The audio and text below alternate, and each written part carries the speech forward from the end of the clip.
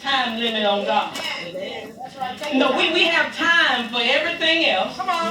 We have time to do anything else, but we don't have enough time for God. But I want to encourage you today, when Moses sent out 12 spies in the first part of Numbers chapter 13, he sent out 12 spies, told them to do what? Go out and spy the land out. Go look for the land and go see if it's the land it's a land that's flowing with milk and honey. It's something there for us to go, and not only go, but we can what? Overtake them, and we can recover all. So it's going to be areas in your life that God is going to tell you to go that don't make no sense. That's right. You might be living on this side of town, but God told you to come all the way to Harvest. Come on Garner's Ferry Road. Why am I going here when I have 3 other churches that's close to me? But because you have been anointed to change the game, you can't step in everybody's house, because that's not the place that God has assigned for you. So God has sent you to the promised land. I'm not saying that Harvest is the promised land, but I am saying that a place that you will go and you will possess, come on, everything that God has have for you. Now listen, I want to read something in your hearing.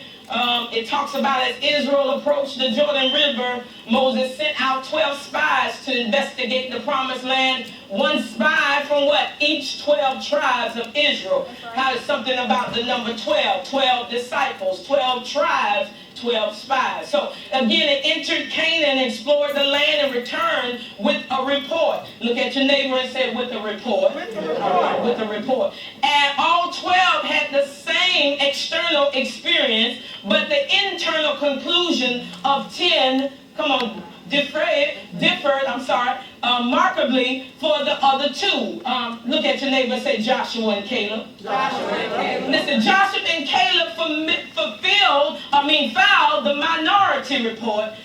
They happened to be the 2 that was set apart from everybody else. Come on. Out of the 12 that were sent to go in and spy out the land, only 2 came back, out of the 12 with a good report.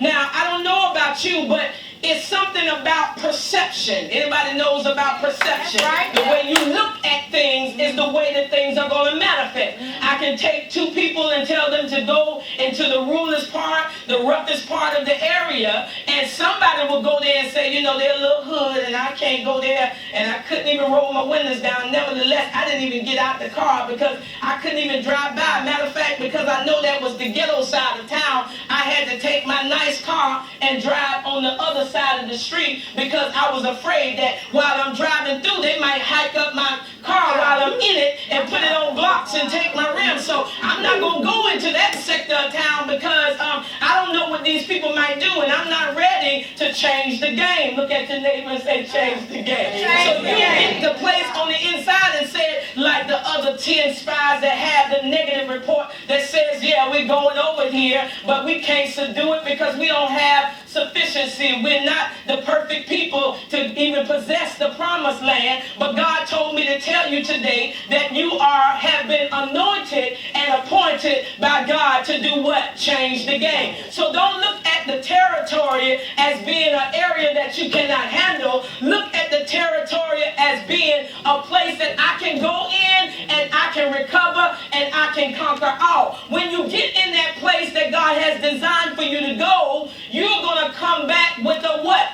Good report. Come on, perception is all how you look at it. Now, you might be saying, what does that mean? Perception.